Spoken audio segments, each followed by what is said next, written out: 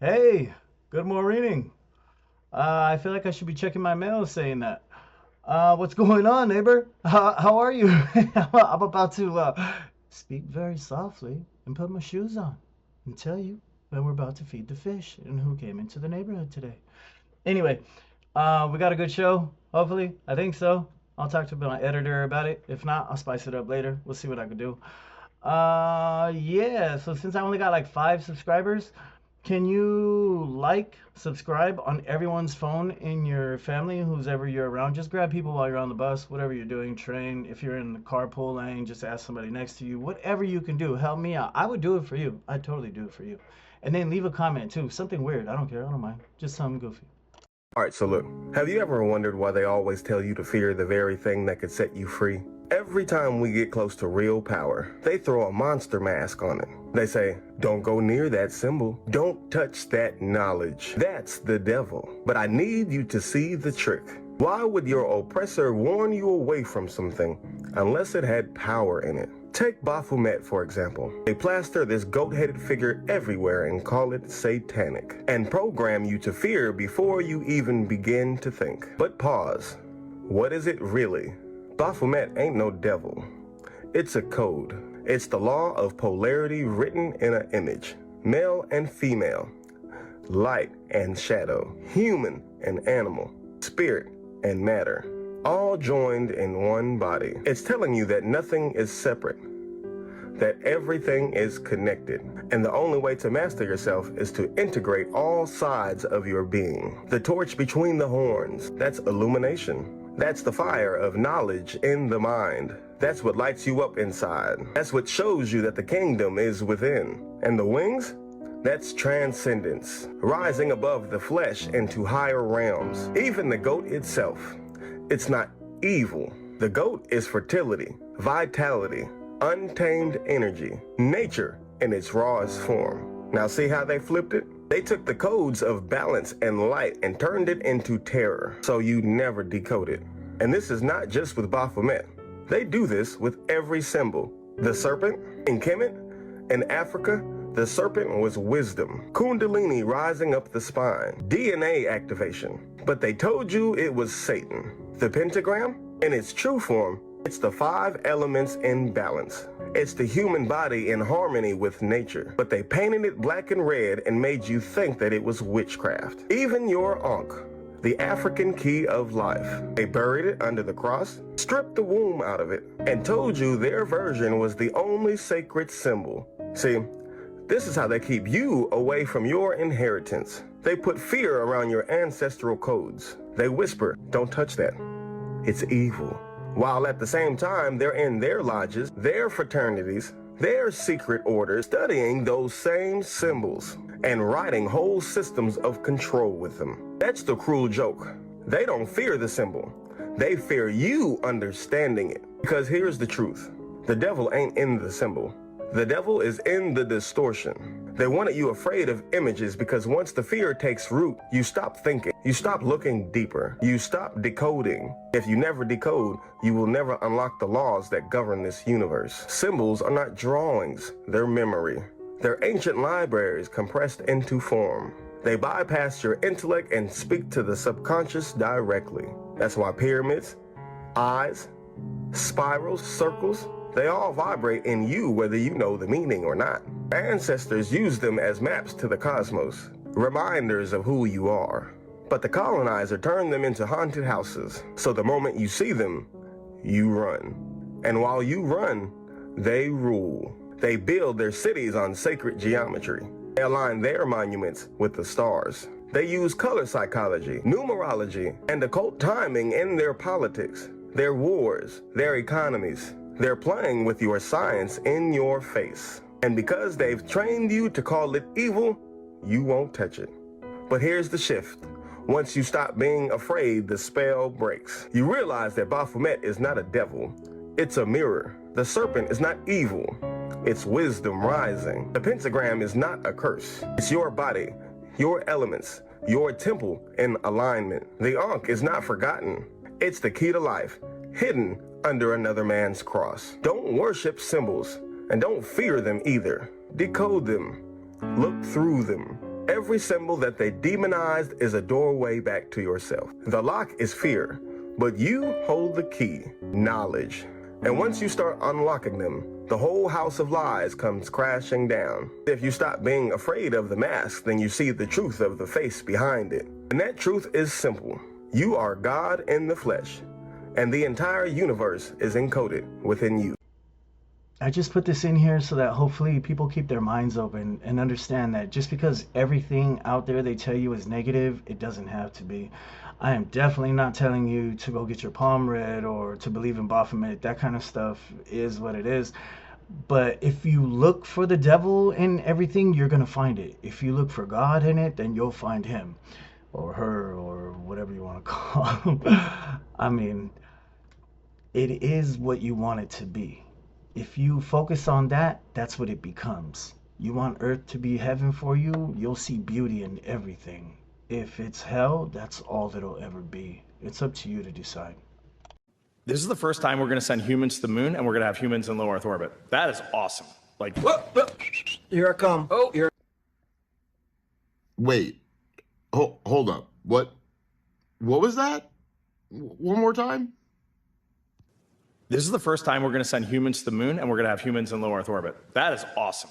Like, I thought we'd done this before with technology that was less powerful than what we carry in our pockets all the time. You're telling me, no?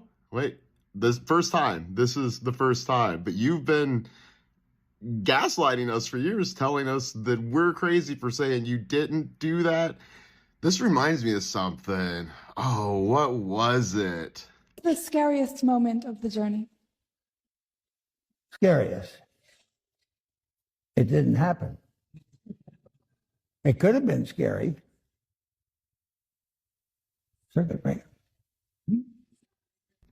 Yeah, that. Maybe not a joke. Also, why has nobody been to the moon in such a long time?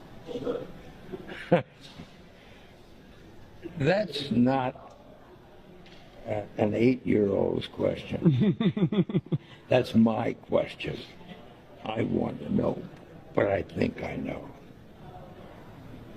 Because we didn't go there, and yeah, that. So both times. Also, one more time for the people in the back. this is the first time we're going to send humans to the moon, and we're going to have humans in low Earth orbit. That is awesome. Like, So there you have it, the first time. I know we all grew up thinking that this had happened, and anybody that says that it didn't was crazy.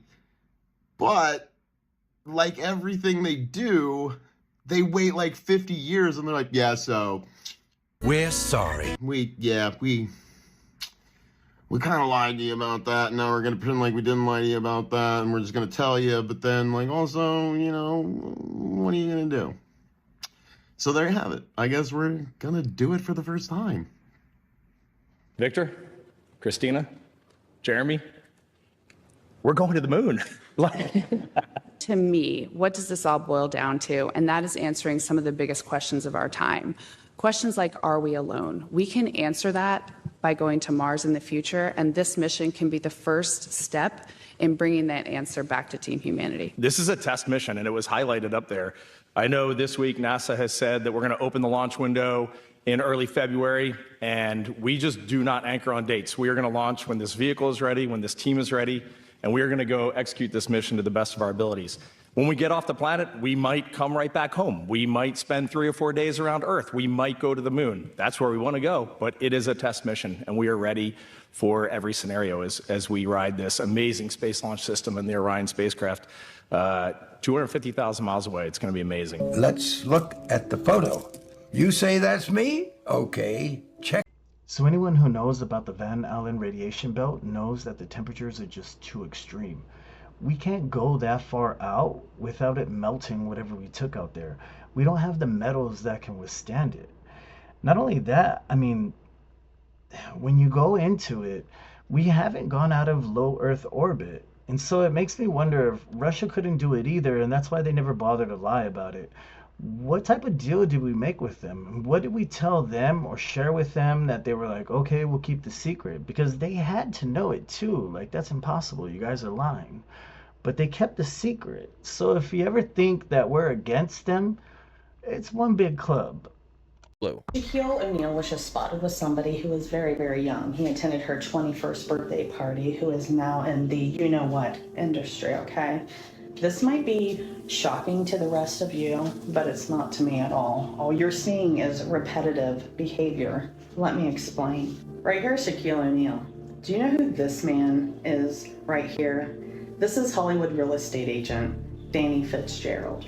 Danny Fitzgerald doesn't just rent his Hollywood mansions out to celebrities, TikTok hype house creators, those in the other industry, and influencers. He also really likes beauty pageants, okay? He attends all of them. So all of you making content exposing you-know-who used to work in the pageant industry, being involved in what I'm about to tell you now, dig a little deeper on this guy, and you might find some connections. Now for this next part, you might want to put on some earmuffs, okay? Trigger warning, right off the bat.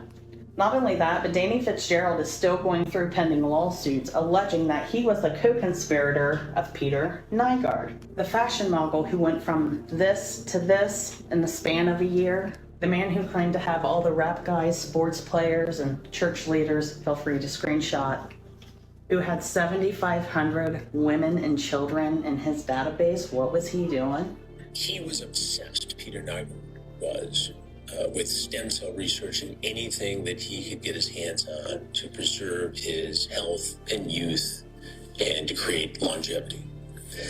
And according to many people involved in the investigation, he actually would impregnate underage girls, have them get, and then harvest the stem cells, the fetuses, to inject in himself under the belief that it would be more beneficial than random stem cells from another.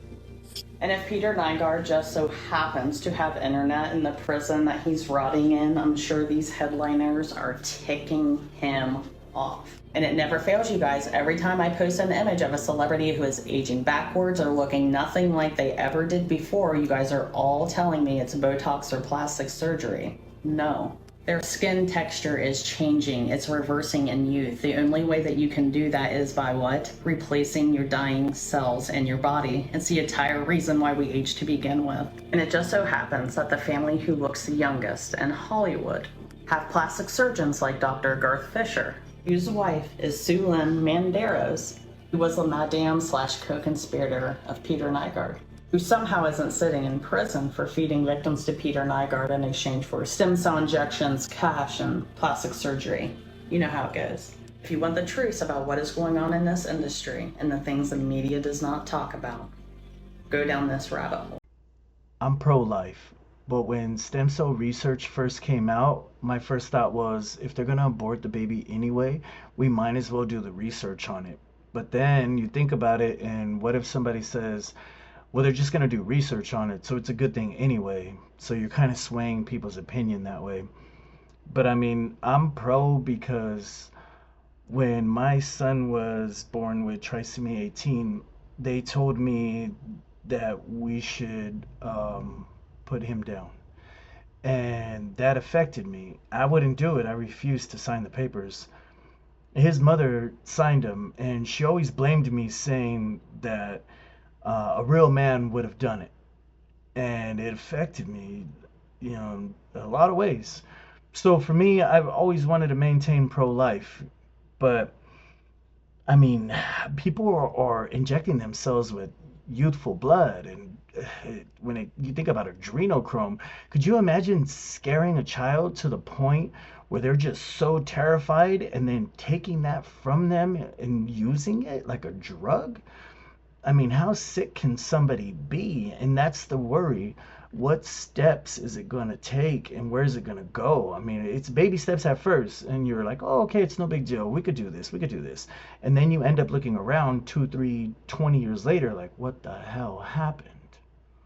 So I got this book on Marian apparition sightings and like a history of Mary, and Almost all of the statues and images have 6 fingers or 6 toes on at least one limb, which is characteristic of the Nephilim. And I believe that the saints are actually the Nephilim. So I was just in Greece and I went to the Athens Archaeological Museum, and it's basically a museum of like the gods. Like you can clearly tell that this was a time when the Nephilim were on the earth. All of the female statues look exactly like Mary.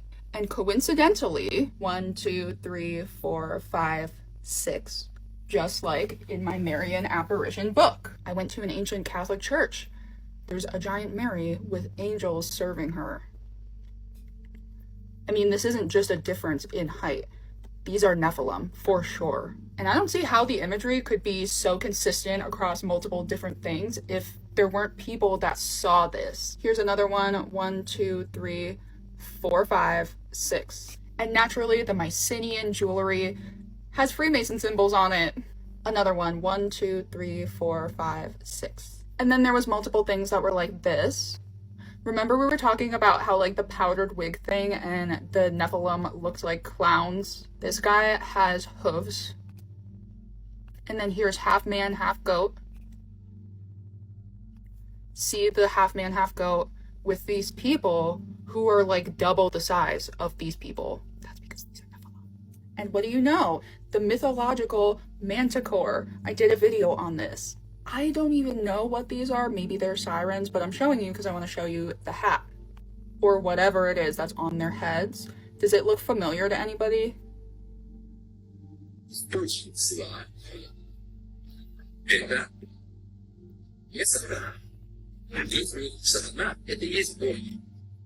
There were also sculptures of reptilians walking around. So there's quite a few parallels between the small hats and the Nephilim, and things that make it, in my opinion, plainly obvious that they worship the Nephilim.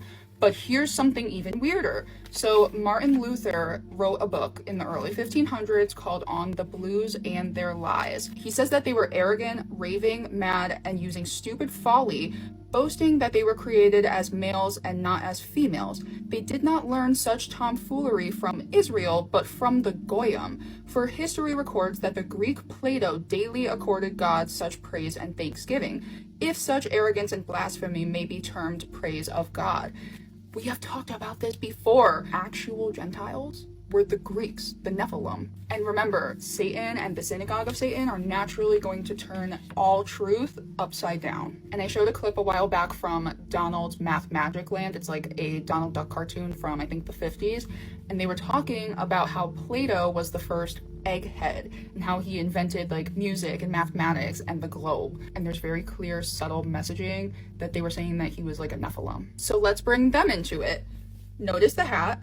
Same exact hat as the blues, okay? So I saw this book at the bookstore today, and I got it because it has the Wicker Man, and I thought, maybe that's like the Trojan horse. And you guys know how I am. If I see a story that's like almost the exact same or very, very similar across different cultures, we're looking at it. Because I'm at the point where it's like, everything that they say is a myth or a legend is the truth, and everything that they say is true is a myth. So basically the story goes that the Druids were doing like ancient magic, and they would sacrifice people that disagreed with them by putting them into a giant wicker man and lighting it on fire. That is where the idea of the Burning Man festival seems to come from.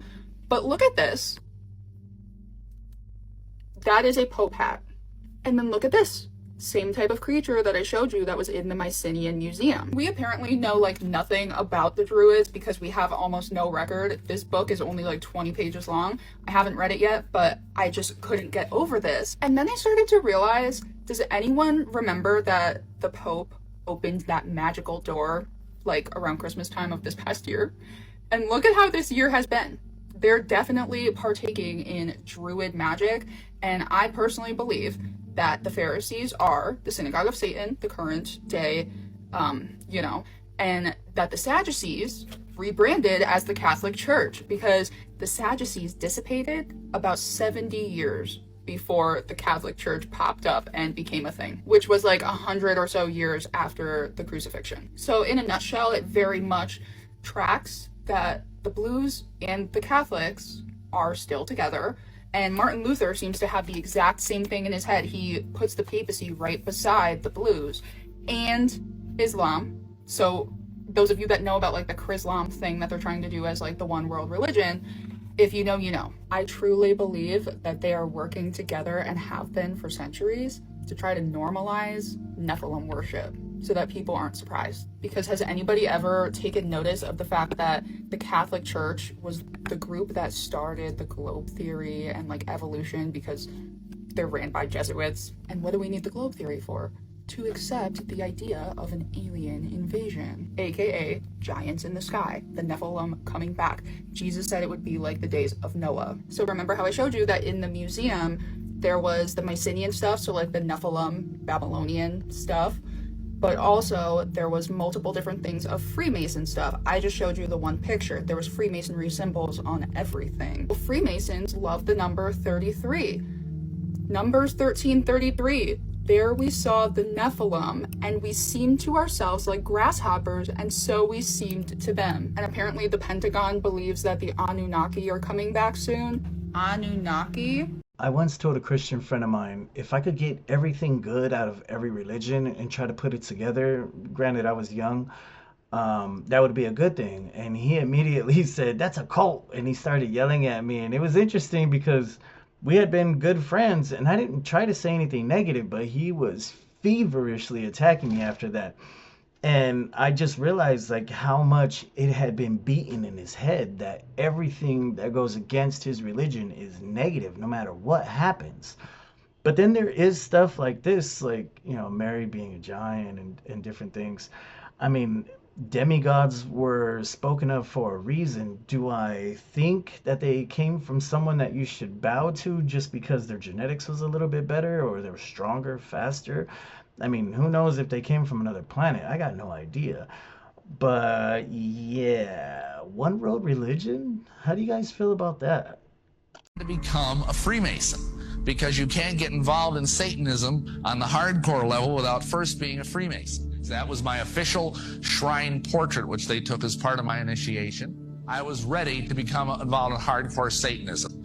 What did that mean? Well, that meant I had to sell my soul to the devil. I had to sign my name on the contract in blood.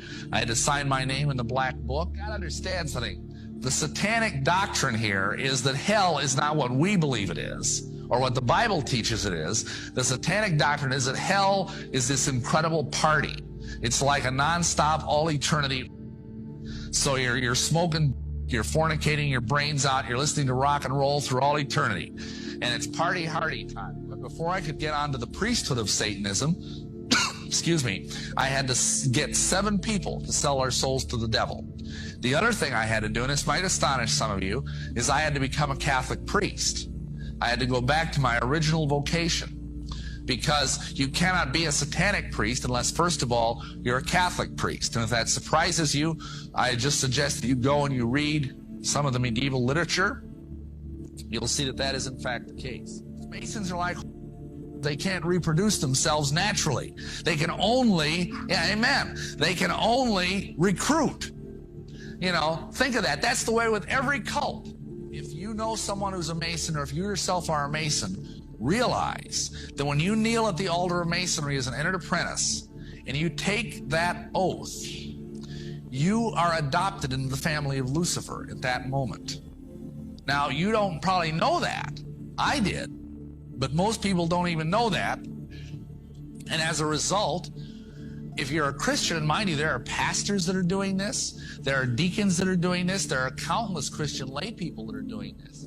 You cannot serve 2 masters. And if you understood the profound relationship between witchcraft and Freemasonry, you would know what that cord, that cable tow meant, because they've got a rope around their neck. And what that means in witchcraft and the occult is that is a symbol of the umbilical cord of the mother goddess, the Queen of Heaven, linking her to her hidden child. So this guy has just been born again by the Queen of Hell, the consort of Lucifer. Every Mason has this happen to them. And they don't understand the dynamics, probably 99 out of 100, but they still go through it. And I thought being a Jehovah's Witness and coming to the house and knocking on the door like Saturday, Sunday, early in the morning was a lot. Imagine trying to get somebody you know to sell their soul for you. Like, bro, I am one person away. Dude, you will put me over the line. I just need your soul. It's not that big of a deal. You're an atheist, right? What do you care? You don't need your soul. Who gives? Just give me your soul, bro. Give me your soul. I'm gonna go around like Pokemons and start collecting people's souls. Do you think I can get them to sell them to me directly? And if I hold the contract, I become more powerful? Does that mean like I get taller and stronger too? Would I get better looking? Ooh, I got a plan. I'm not doing that. I'm not doing it. Sorry, God. Sorry. I heard lightning strike outside. It can be used to overall hurt our pro-human liberty agenda. In the short term, the long term, honesty is always the best policy. I've seen a lot of signs of Trump declining. The fear that he's getting sick, that who knows what's going on. His ankles are giant. That usually means serious heart decline. I mean, liver failure too. But his eyes aren't yellow. So he's saying, I don't know if I'm doing a good job. I don't know if I'm going to get into heaven. I hear I'm not doing a good job. This is the President of the United States calling into Fox News in the morning saying this. I don't know about you, but I just automatically think of gay frogs and smile whenever I see Alex Jones. Anyway, could you imagine the president calling in on an early morning radio show and them just being like, vote 7 if you think the president's going to get into heaven or not? Everybody votes 2. You ain't getting in, bro. I mean, could you imagine, like, leave a 7 in the chat if you think president's getting into heaven. All right. So that's it. That's the roundup. I hope you had fun. Leave a comment. Help me out. To the one Canadian out there, hello. Somebody translate that for him, huh? I don't speak Canadian. All right.